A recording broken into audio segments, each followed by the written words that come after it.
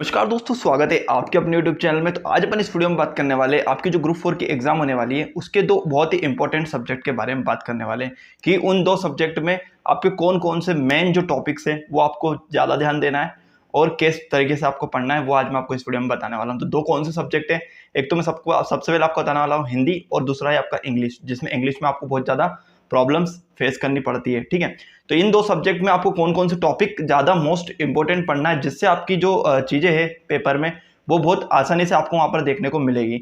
तो उससे पहले जो लोग चैनल पर नहीं आए, चैनल को सब्सक्राइब कर लीजिए और बेल आइकन को प्रेस कर लीजिए ताकि आपको इस लेटेस्ट अपडेट्स और इसी जानकारियाँ मिलती रहेगी। चलिए आज का वीडियो शुरू करते हैं। आज अपन ग्रुप 4 के एग्जाम के बारे में दो जो सब्जेक्ट मैंने आपको बताया, हिंदी और इंग्लिश के बारे में बात करेंगे। तो सबसे पहले मैं आपको हिंदी के लिए बता देता हूँ, शॉर्ट वीडियो में बहुत ही अच्छी जानकारी मैं आपको दूंगा। तो हिंदी के लिए मैं आपको सबसे पहले बताता हूँ जो मोस्ट इंपोर्टेंट होते हैं, वो मैं 4 टॉपिक आपको बता देता हूँ जो कि एक एक घंटे के आप यदि सही से पढ़ो तो सबसे पहला है संधि, समास, छंद, अलंकार।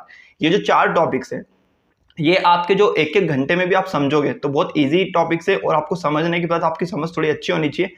और उसके बाद आपका जो है मेन आपका होता है प्रैक्टिस। तो आपका संधि, समास, छंद और अलंकार, ये जो 4 टॉपिक है हिंदी के, ये बहुत अच्छे से कर लीजिए, क्योंकि ठीक है इसमें से आपको क्वेश्चंस हमेशा देखने को मिलते हैं और मिलेंगे। ठीक है, फिर उसमें आपका साथ साथ आपके विलोम शब्द आपको याद कर लेना, और पर्यायवाची आपको डेली जितनी भी आपकी क्षमता है, मेरे हिसाब से आप 10-15 रोज डेली याद करो तो आपके आराम से पूरे कवर हो जाएंगे। और जो मेन होते हैं वो पढ़ने आपको पूरे नहीं पढ़ने। ठीक है, इसके लिए आप कोई सी बुक प्रिफर कर सकते हो किसी भी पब्लिकेशन की हिंदी के लिए, जिसमें आपका संधि बहुत अच्छे से विद आपके जो ऑब्जेक्टिव है या विद प्रैक्टिस सेट के साथ दिया हो तो वो बहुत ही अच्छी बात है। ठीक है, हिंदी के लिए आप कवर कर सकते हो किसी भी पब्लिकेशन की, या फिर आप लुसेंट जो ग्रंथ है उससे भी आप कर सकते हो, बट उसमें से आपको जो डाटा है वो आपको छांटना पड़ेगा। तो ये 4 टॉपिक और विलोम और पर्यायवाची शब्द। और उसके बाद फिर आपको जो है टॉपिक, एक तो आपका अकारक और क्रिया, जो अक्रमक सक्रमक क्रिया जो होती है, और आपकी जो कारक है, कर्ता ने कर्म को करण से, ये जो कारक है ये आपको बहुत अच्छे से याद होना चाहिए। तो ये टॉपिक है जो आपके एक एक घंटे की भी टॉपिक नहीं, यदि आप बहुत अच्छे से समझोगे और बहुत अच्छे से चीजें करोगे तो ये आप बहुत अच्छे से और बहुत अच्छे से नंबर आप कवर कर सकते हो हिंदी में, क्योंकि बहुत से लोगों के साथ गलती हो जाती है हिंदी में और वो चीजें गलत करके आ जाते हैं। तो ये जो टॉपिक है हिंदी के, आप यदि इन संधि, समास, अलंकार और छंद, ये तो बहुत अच्छे से पढ़ना है आपको। ठीक है, फिर उसकी प्रैक्टिस भी करनी है, और फिर आपकी जो है कारक और क्रिया ये भी आपको बहुत अच्छे से पढ़ लेनी है। ठीक है, तो इनसे आपका जो लगभग आपका पूरा हिंदी का सिलेबस कवर हो जाएगा, और विलोम शब्द और पर्यायवाची आपको पढ़ लेने। तो ये तो हो गया आपका हिंदी का। इंग्लिश की बात करते हैं तो इंग्लिश आपका बहुत ही इंपॉर्टेंट सब्जेक्ट है जो कि आपको 17 नंबर का आएगा। तो 17 नंबर में अभी के पेपर के हिसाब से मैं आपको बता दूं कि मेनली आपको क्या क्या किस टॉपिक पे ज्यादा जोर देना है, तो वो है सबसे पहले आपका नरेशन, डायरेक्ट, इनडायरेक्ट। ठीक है, डायरेक्ट इनडायरेक्ट आपको बहुत अच्छे से आना चाहिए। फिर सेकंड बात करते हैं आपके एक्टिव पैसिव। एक्टिव पैसिव और नरेशन, ये जो 2 टॉपिक्स है ये आपको बहुत अच्छे से कर लेने। इनमें से आपके कम से कम नहीं करते आपके 6 से 7 क्वेश्चन आपको देखने को मिल जाएंगे डायरेक्ट इनडायरेक्ट और एक्टिव पैसिव के। फिर स्पेलिंग इनकरेक्ट, वो आपको आपकी वोकेब अच्छी होगी तो आप आसानी से कर लोगे। इडियम और फ्रेसेस, ये वाला टॉपिक भी आप अच्छे से पढ़ लेना, आपके पास लगभग 1 महीने से ज्यादा का अभी समय है, इडियम और फ्रेसेस।